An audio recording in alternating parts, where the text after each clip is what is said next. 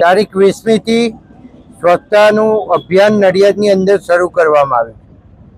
કલેક્ટરશ્રીએ મને સૂચન કર્યું કે આપણે સૌ ભેગા થઈ અને નડિયાદની અંદર 1 મહિના સુધી સ્વચ્છતાનું અભિયાન ઉપાડીએ, લોકોને જાગૃત કરીએ, લોકો બહાર કચરો ના નાખે, લોકો કચરો એમની કચરા પેટીમાં જ નાખે, કચરા પેટી રાખવાનો આગ્રહ રાખે અને એની અંદર નગરપાલિકાની આખી ટીમ, પ્રમુખ, અમારા જિલ્લા પંચાયતના ડીડીઓ શ્રી, કલેક્ટર શ્રી, આ તમામ અધિકારીશ્રીઓ અને નગરપાલિકાનો તમામ સ્ટાફ, નગરપાલિકાના સભ્યો સહિત, અમારા શહેર સંગઠનના સભ્યો સહિત તમામ સ્વૈચ્છિક સંસ્થાઓએ આમાં સાથ આપ્યો છે અને આમાં ખૂબ મોટો સાથ મળ્યો છે.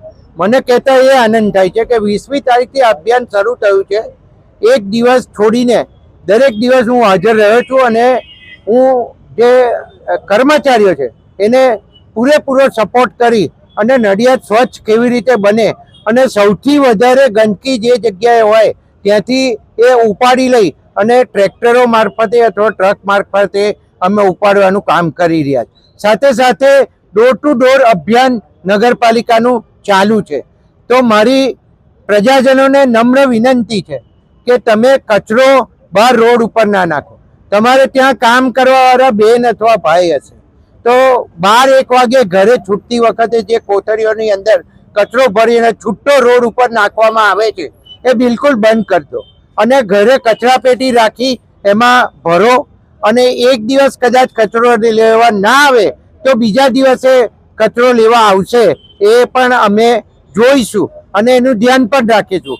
અને અહીંયા ચીફ ઓફિસર હાજર જ છે તો એમને પણ અમે કહીએ છીએ કે કચરો લેવા ડોર ટુ ડોરના સાધનો એ દરેક જગ્યાએ જાય, કોઈ જગ્યા બાકી ના રહે અને કોઈ પ્રજાની ફરિયાદ ના આવે એ જોવા માટે હું એમને આગ્રહપૂર્વક કહું છું.